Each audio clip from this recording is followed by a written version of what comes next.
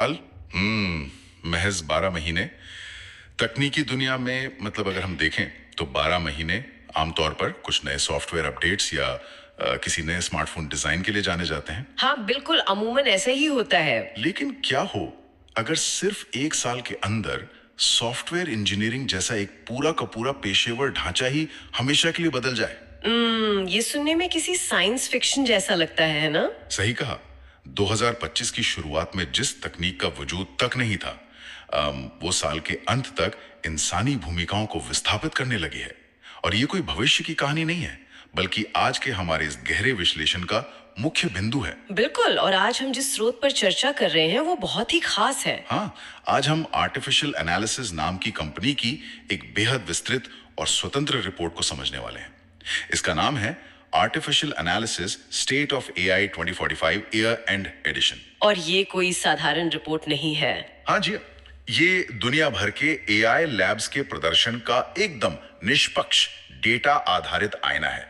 हमारा मिशन आज बस ये समझना है कि 2025 में एआई ने एक टूल या सॉफ्टवेयर से लेके खुद फैसले लेने वाली मशीन तक का ये जो डरावना और रोमांचक सफर तय किया है वो हुआ कैसे। और इस रिपोर्ट की सबसे बड़ी खूबी यही है कि ये कोरी भविष्यवाणियों पर नहीं टिकी है। मतलब ये पूरी तरह से डेटा पे आधारित है, राइट? बिल्कुल, ठोस बेंचमार्किंग पर। जब इसके संस्थापक मीका हिल स्मिथ और जॉर्ज कैमरन ये दावा करते हैं कि कोडिंग एजेंट्स ने पूरी दुनिया के सॉफ्टवेयर निर्माण के तरीके को पलट दिया है, तो वे उन लाखों परीक्षणों के आधार पर बोल रहे होते हैं। लाखों परीक्षण? हाँ, जहां मशीनें बिना इंसानी मदद के जटिल काम कर रही हैं। ये बदलाव सिर्फ गति का नहीं है, बल्कि तकनीक के मूल स्वभाव का है। ठीक है, तो आइए इसे समझते हैं। ये कोडिंग एजेंट वाला जो पहलू है वो इस पूरी पहेली का पहला और सबसे अहम हिस्सा है। एकदम सही। रिपोर्ट इशारा करती है कि हम अब सिंगल क्वेरी के दौर से निकल चुके हैं और मल्टी टर्न एजेंटिक वर्कफ्लो की दुनिया में आ गए हैं। हाँ, ये बहुत बड़ा शिफ्ट है। तो मतलब अगर हम इसे बुनियादी स्तर पर देखें तो पहले हम एआई को एक निर्देश देते थे, वो जवाब देता था और हमारा काम खत्म। लेकिन ये मल्टी टर्न या ऑटोनोमस लूप ये वास्तव में काम कैसे कर रहा है? तो इसे समझने के लिए हमें सॉफ्टवेयर डेवलपमेंट के पुराने लूप को देखना होगा। पहले क्या होता था? इंसान एआई से कोड लिखवाता था। हाँ। और फिर उस कोड को अपने सिस्टम में डालकर टेस्ट करता था। अगर कोई बग या एरर आता था तो इंसान उस एरर को कॉपी करता, वापस एआई के पास ले जाता और सुधारने को कहता। अच्छा, तो इसी को सिंगल क्वेरी कहते थे? बिल्कुल, लेकिन ये जो ऑटोनॉमस एजेंटिक क्रांति आई है ना, इसने इंसान को इस लूप से पूरी तरह बाहर कर दिया है। मतलब अब इंसान की जरूरत ही नहीं है इसमें? मल्टी टर्न का मतलब यही है, अब एजेंट सिर्फ कोड लिखता नहीं है, वो खुद एक वर्चुअल एनवायरनमेंट बनाता है, वहां कोड रन करता है। अरे वाह! अगर सिस्टम क्रैश होता है तो वो टर्मिनल से एरर लॉग्स को खुद पढ़ता है, वजह समझता है, कोड को फिर से लिखता है, और ये चक्र तब तक चलाता रहता है जब तक सॉफ्टवेयर पूरी तरह काम न करने लगे। तो ये सब बैकग्राउंड में चल रहा होता है? हाँ, कई मिनटों या घंटों तक बिना किसी इंसानी दखल के। ये तो ऐसा हुआ जैसे पहले हम एआई रूपी किसी शेफ से सिर्फ रेसिपी मांगते थे, वो हमें पर्ची पर लिखकर दे देता था कि पनीर ऐसे बनेगा और पकाना हमें खुद पड़ता था। ये बहुत ही सटीक उदाहरण है। लेकिन अब हमने उसे एक मास्टर शेफ बना दिया है जो खुद किचन में जाता है, खाना पकाता है और सिर्फ इतना ही नहीं, वो बीच बीच में उस सूप को चखता भी है। हाँ, और नमक कम हो तो खुद मिला लेता है। बिल्कुल, फिर चखता है और जब तक स्वाद एकदम परफेक्ट नहीं हो जाता वो डाइनिंग टेबल पर डिश लेकर नहीं आता। हम बस बाहर बैठकर इंतजार करते हैं। यहाँ जो सबसे हैरत अंगेज बात है वो ये है कि ये सब सिर्फ कोडिंग तक सीमित रहने वाला नहीं है। अच्छा, तो और कहाँ फैल रहा है? रिपोर्ट का निष्कर्ष बहुत स्पष्ट है कि सॉफ्टवेयर इंजीनियरिंग तो बस एक टेस्टिंग ग्राउंड था। क्योंकि कोड को टेस्ट करना आसान होता होगा? हाँ, क्योंकि वहां सही और गलत का गणितीय रूप से पता लगाया जा सकता है। लेकिन 2026 के लिए जो तस्वीर बन रही है उसमें ये एजेंट्स हर बड़े एंटरप्राइज में फैल जाएंगे। जैसे कि कोई कॉर्पोरेट ऑफिस? हाँ, सोचिए एक एचआर एजेंट खुद ही हजारों रेज्यूमे छांट रहा है, उम्मीदवारों को ईमेल भेजकर इंटरव्यू शेड्यूल कर रहा है और एक सेकंड, इंटरव्यू के जवाबों का मूल्यांकन भी खुद कर रहा है? बिल्कुल, और सीधे फाइनल लिस्ट मैनेजमेंट को भेज रहा है। या फिर एक लीगल एजेंट जो सिर्फ कॉन्ट्रैक्ट का ड्राफ्ट नहीं बना रहा, बल्कि सामने वाली पार्टी के एजेंट के साथ नियमों पर नेगोशिएशन कर रहा है। क्लॉज में खुद बदलाव कर रहा है। लेकिन एक मिनट रुकिए, एचआर का काम हो या नेगोशिएशन का या कोड के एरर को समझकर उसे सुधारने का, इन सब में एक कॉमन चीज है। निर्णय लेना। हाँ, निर्णय लेना। ये जानना कि मैं जो कर रहा हूं वो गलत है और मुझे दूसरा रास्ता अपनाना चाहिए। एक मशीन जिसे कुछ समय पहले तक एक वाक्य ठीक से याद नहीं रहता था, वो अचानक इतनी स्वतंत्र कैसे हो गई? इसी वजह से रिपोर्ट के अगले हिस्से में एक खास शब्द का जिक्र बार बार आता है। रीजनिंग का जिक्र है ना? एकदम सही। यही 2025 का वो टर्निंग पॉइंट था जिसने एजेंट्स को संभव बनाया। रीजनिंग मॉडल्स का उदय। साल की शुरुआत में ओपन एआई का O1 मॉडल इस दिशा में पहला कदम था। हाँ, उस समय काफी चर्चा थी उसकी। और साल के अंत तक लगभग हर प्रमुख एआई लैब के पास अपने रीजनिंग मॉडल्स आ गए थे। लेकिन यहीं पर मुझे थोड़ा संदेह होता है, क्या ये वास्तव में रीजनिंग या तर्क करना है? आप ऐसा क्यों सोचते हैं? क्योंकि जहां तक हम जानते हैं, लार्ज लैंग्वेज मॉडल्स यानी LLM सिर्फ सांख्यिकी या स्टैटिस्टिक्स पर काम करते हैं। वे बस ये अनुमान लगाते हैं कि एक शब्द के बाद अगला शब्द कौन सा आना चाहिए। जैसे स्मार्टफोन का ऑटो कंप्लीट होता है। बिल्कुल। तो क्या इन मॉडल्स को बस और ज्यादा डेटा खिला दिया गया है जिससे उनके अनुमान लगाने की सटीकता बढ़ गई है, या इसके पीछे सच में कोई नई प्रणाली काम कर रही है? इससे एक बहुत जरूरी सवाल उठता है और इस सवाल का जवाब ही रीजनिंग एआई की असली चाबी है। तो जवाब क्या है? जवाब है नहीं। ये सिर्फ ज्यादा डेटा या बेहतर रट्टा मारना बिल्कुल नहीं है। अच्छा। देखिए, पारंपरिक मॉडल्स सिस्टम वन थिंकिंग की तरह काम करते थे, यानी तुरंत बिना सोचे प्रतिक्रिया देना। आप सवाल पूछिए, वे तुरंत अगला शब्द उगलना शुरू कर देते थे। हाँ, बिना रुके। लेकिन रीजनिंग मॉडल्स का आर्किटेक्चर पूरी तरह से बदल दिया गया है। वे सिस्टम टू थिंकिंग का इस्तेमाल करते हैं। इसके पीछे जो तकनीक है उसे चेन ऑफ थॉट और टेस्ट टाइम कंप्यूट कहा जाता है। टेस्ट टाइम कंप्यूट मतलब जब हम उन्हें टेस्ट कर रहे होते हैं तब वे एक्स्ट्रा कंप्यूटिंग पावर का इस्तेमाल कर रहे होते हैं। बिल्कुल। जब एक रीजनिंग मॉडल को कोई जटिल काम दिया जाता है तो वो तुरंत जवाब जनरेट करना शुरू नहीं करता। तो वो पहले क्या करता है? वह पहले बैकग्राउंड में, जिसे हम एक हिडन लेयर या छिपी हुई प्रक्रिया कह सकते हैं, समस्या को छोटे हिस्सों में तोड़ता है। ओके, मतलब स्टेप बाय स्टेप। हाँ, वह अलग अलग रणनीतियों पर विचार करता है। मान लीजिए उसे एक मैथ का कठिन सवाल दिया गया, वो एक फॉर्मूला लगाएगा, उसे आधा हल करेगा, फिर उसका खुद का इवैल्यूएटर सिस्टम कहेगा नहीं, ये गलत है। हाँ, वो कहेगा इस रास्ते से जवाब नेगेटिव आ रहा है, जो कि तार्किक रूप से संभव नहीं है।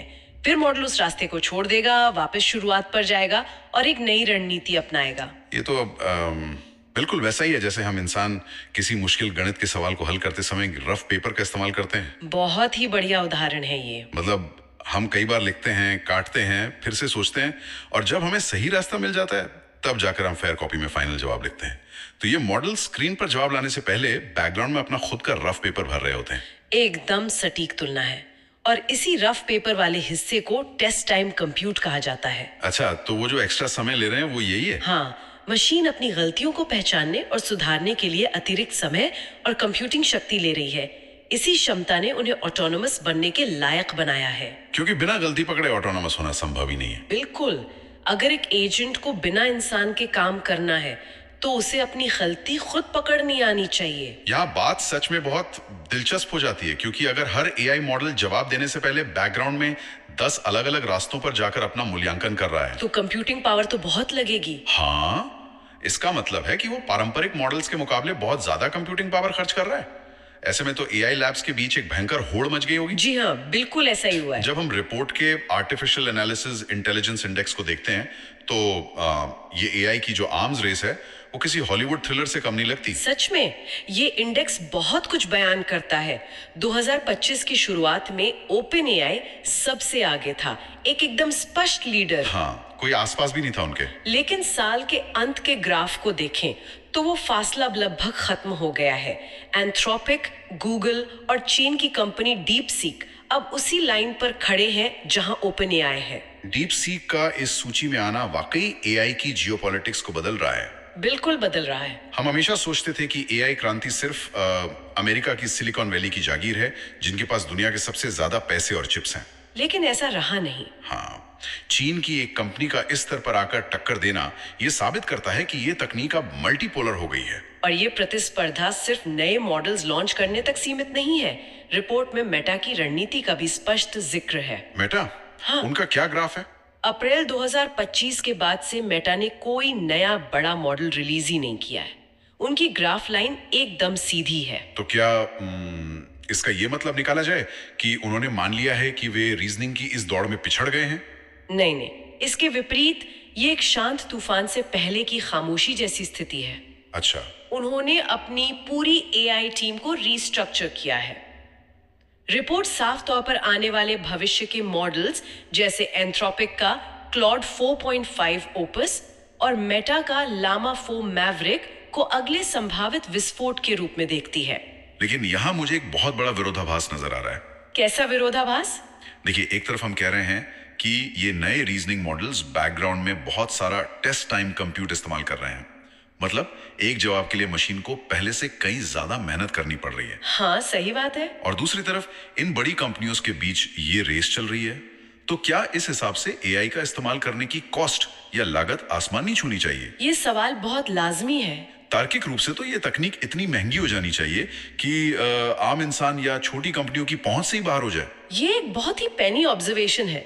थ्योरी के हिसाब से लागत बढ़नी ही चाहिए थी, लेकिन आर्टिफिशियल एनालिसिस की रिपोर्ट एक बिल्कुल उल्टी सच्चाई दिखाती है। उल्टी सच्चाई मतलब? हर स्तर की बुद्धिमत्ता की कीमत 2025 में तेजी से गिरी है। तो ये चमत्कार हो कैसे रहा है? ज्यादा कंप्यूट और कम कीमत एक साथ कैसे मुमकिन है? इसके पीछे सॉफ्टवेयर आर्किटेक्चर और हार्डवेयर दोनों स्तरों पर हुई महाक्रांति जिम्मेदार है। अच्छा, पहले सॉफ्टवेयर की बात करते हैं।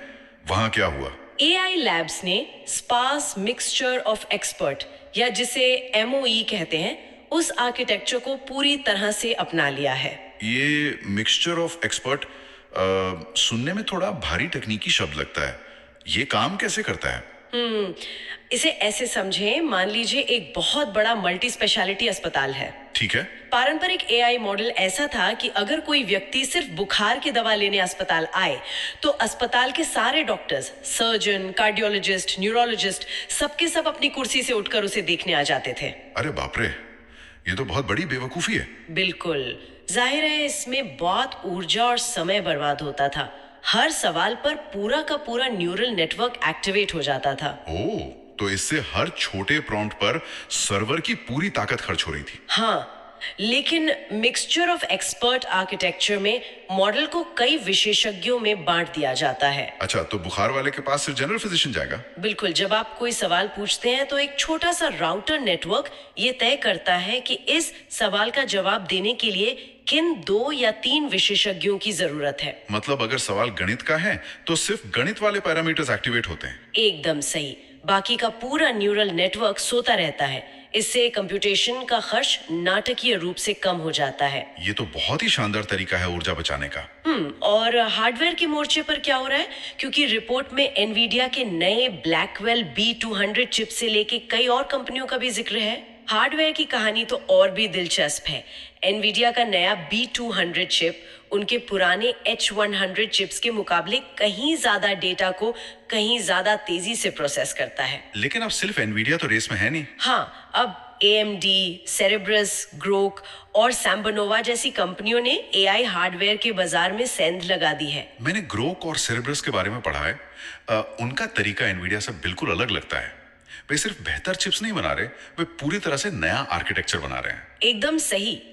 पारंपरिक ग्राफिक्स प्रोसेसिंग यूनिट्स यानी जीपीयूज जिन्हें एनवीडिया बनाता है, वो मूल रूप से वीडियो गेम्स के ग्राफिक्स रेंडर करने के लिए डिजाइन किए गए थे, जिन्हें बाद में एआई के लिए इस्तेमाल किया जाने लगा है ना? हाँ, लेकिन उनमें एक समस्या होती है, मेमोरी बॉटलनेक। यानी प्रोसेसर को बार बार बाहर की मेमोरी से डेटा लाना पड़ता है, जिसमें समय लगता है। अच्छा, तो ग्रोक ने इसका क्या समाधान निकाला? ग्रोक ने एलपीयू या लैंग्वेज प्रोसेसिंग यूनिट बनाया है, जो विशेष रूप से सिर्फ भाषा या टोकन जनरेट करने के लिए बना है। यह डेटा को एक पाइपलाइन की तरह सीधे प्रोसेस करता है, बिना मेमोरी का इंतजार किए। और सेरेब्रस का क्या तरीका है? सेरेब्रस तो एक कदम और आगे निकल गया। चिप्स को छोटे छोटे टुकड़ों में काटने के बजाय उन्होंने पूरे सिलिकॉन वेफर को ही एक विशाल चिप बना दिया। पूरी प्लेट ही एक चिप है। हाँ, इससे एक चिप से दूसरी चिप में डेटा जाने का जो समय लगता था वो पूरी तरह खत्म हो गया। तो जब इस तरह की हार्डवेयर क्षमता मिक्सचर ऑफ एक्सपर्ट जैसे कुशल सॉफ्टवेयर के साथ मिलती है तो प्रति टोकन जनरेशन का खर्च जमीन पर आ गिरता है। बिल्कुल, इसी वजह से हम ज्यादा सोचने वाले मॉडल्स को बहुत ही कम कीमत पर चला पा रहे हैं। और अगर कंप्यूटर इतना सस्ता और तेज हो गया है तो इसका असर सिर्फ टेक्स्ट जनरेशन तक ही सीमित क्यों रहे? इसी ने हमारे अगले विषय के लिए दरवाजे खोले हैं, मल्टी मॉडल एआई का मुख्य धारा में आना। सही कहा। 2025 वो साल था जब एआई की देखने और सुनने की क्षमताएं प्रयोगशालाओं से निकलकर पेशेवर दुनिया का हिस्सा बन गई। हाँ, इमेज और वीडियो जनरेशन के मॉडल्स ने तो वो सीमा पार कर ली है जहां उन्हें सिर्फ मजेदार खिलौना माना जाता था। रिपोर्ट में एक मॉडल का जिक्र है जिसका नाम सुनने में थोड़ा अजीब लगता है, जेमिनी 2.5 फ्लैश नैनो बनाना। हाँ, नाम भले ही मजाकिया हो, लेकिन रिपोर्ट के अनुसार इस मॉडल ने वीडियो जनरेशन में एक स्टेप चेंज यानी अभूतपूर्व सुधार किया है। और ये सुधार सिर्फ पिक्सेल्स के साफ दिखने का नहीं है। तो फिर क्या बदला है? पहले के वीडियो मॉडल्स फ्रेम दर फ्रेम काम करते थे, जिससे वीडियो में चीजें अजीब तरह से बदल जाती थी, जैसे किसी इंसान के अचानक 6 हाथ बन जाना। हाँ, वो पुराने एआई वीडियोस कितने डरावने होते थे। बिल्कुल, लेकिन अब ये मॉडल्स भौतिकी यानी फिजिक्स और कंसिस्टेंसी को समझ रहे हैं। आप एक साधारण टेक्स्ट लिखकर पूरी तरह से सिनेमैटिक और यथार्थवादी वीडियो जनरेट कर सकते हैं। हाँ, जो भौतिक दुनिया के नियमों का पालन करती है। लेकिन जो चीज मुझे सबसे ज्यादा क्रांतिकारी लगी वो वीडियो नहीं बल्कि ऑडियो है। ऑडियो में बहुत बड़ा जंप आया है। हाँ, रिपोर्ट में वॉइस एजेंट्स के उदय को एक बड़े मील का पत्थर के रूप में चिन्हित किया गया है, जिसका श्रेय native speech to speech models को जाता है। अगर हम इसे बड़े पैमाने पर देखें तो ये शायद सबसे बड़ा कंज्यूमर बदलाव है। इसमें नेटिव शब्द काफी अहम है, राइट? हाँ, नेटिव शब्द यहाँ बहुत अहम है। पहले जब हम किसी वॉइस असिस्टेंट से बात करते थे तो हम बोलते थे, सिस्टम उस ऑडियो को पकड़ता था, उसे टेक्स्ट में बदलता था, फिर उस टेक्स्ट को एआई मॉडल को देता था, फिर मॉडल टेक्स्ट में जवाब लेता था और फिर एक रोबोटिक आवाज उस टेक्स्ट को पढ़कर हमें सुनाती थी। इसमें न केवल कुछ सेकंड की देरी या लेटेंसी होती थी, बल्कि इस अनुवाद प्रक्रिया में हमारी बातचीत का पूरा सार खो जाता था।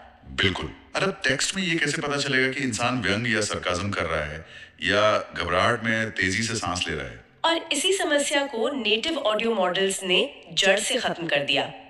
ये मॉडल्स आवाज की तरंगों को सीधे उसी रूप में ग्रहण करते हैं और सीधे ऑडियो तरंगों में ही जवाब जनरेट करते हैं। बीच में टेक्स्ट का कोई लेना देना नहीं है। बिल्कुल नहीं। तो इसका मतलब है कि वे बातचीत के उन बारीक पहलुओं को समझ सकते हैं जो सिर्फ इंसानों के बीच होते हैं। हाँ, जैसे आवाज का उतार चढ़ाव, बीच में टोकना, हंसना या सोचते समय हल्का सा रुकना। हाँ, और वो भी जीरो लेटेंसी के साथ। जब आप इनसे बात करते हैं तो आपको ऐसा लगता है जैसे आप फोन पर किसी असली इंसान से बात कर रहे हैं। और अगर हम उन्हें बीच में टोक दें, अगर वे कुछ बोल रहे हैं और आप बीच में कह दें, अरे नहीं मेरा मतलब ये नहीं था, तो वे तुरंत रुक जाएंगे और आपकी नई बात सुनकर अपनी प्रतिक्रिया बदल देंगे। इसी ने सच्चे वॉइस एजेंट्स के युग की शुरुआत की है, जिन्हें ग्राहक सेवा से लेकर पर्सनल कोचिंग तक हर जगह तैनात किया जा रहा है। सही कहा। तो इस सब का आखिर मतलब क्या है?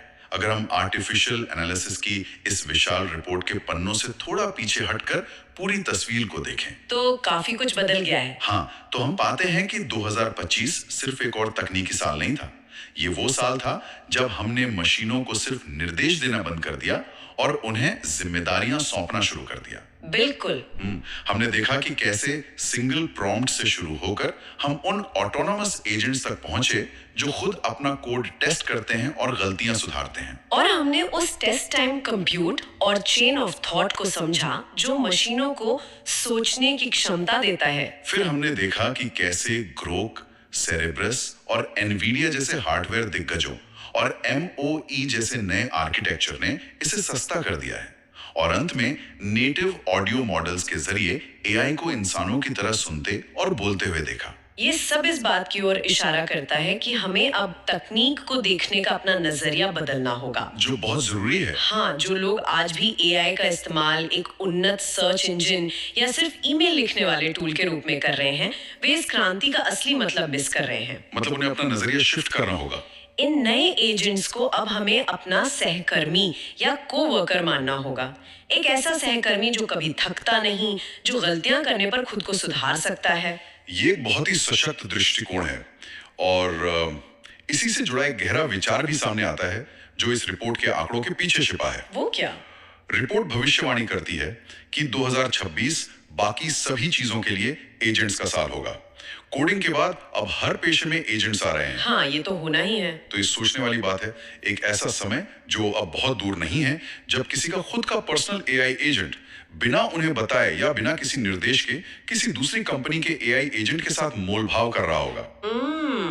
आपस में ही। हाँ, वो किसी के लिए बेहतर फ्लाइट टिकट की डील फाइनल कर रहा होगा या किसी कॉन्ट्रैक्ट के कानूनी पेज सुलझा रहा होगा, वो भी मिली सेकेंड्स में पूरी तार्किकता के साथ। ये बहुत ही अजीब और दिलचस्प भविष्य है। जब दो ऑटोनोमस मशीनें आपस में संवाद करके हमारी जिंदगियों से जुड़े फैसले खुद लेने लगेंगी, तब उस प्रक्रिया में इंसान की भूमिका क्या रह जाएगी? ये एक बहुत बड़ा सवाल है। क्या हम अपनी ही बनाई इस डिजिटल दुनिया के ऑपरेटर से महज एक ऑब्जर्वर यानी दर्शक बन के रह जाएंगे?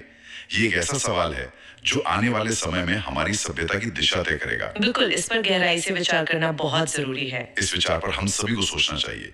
आज के गहरे विश्लेषण में बस इतना ही।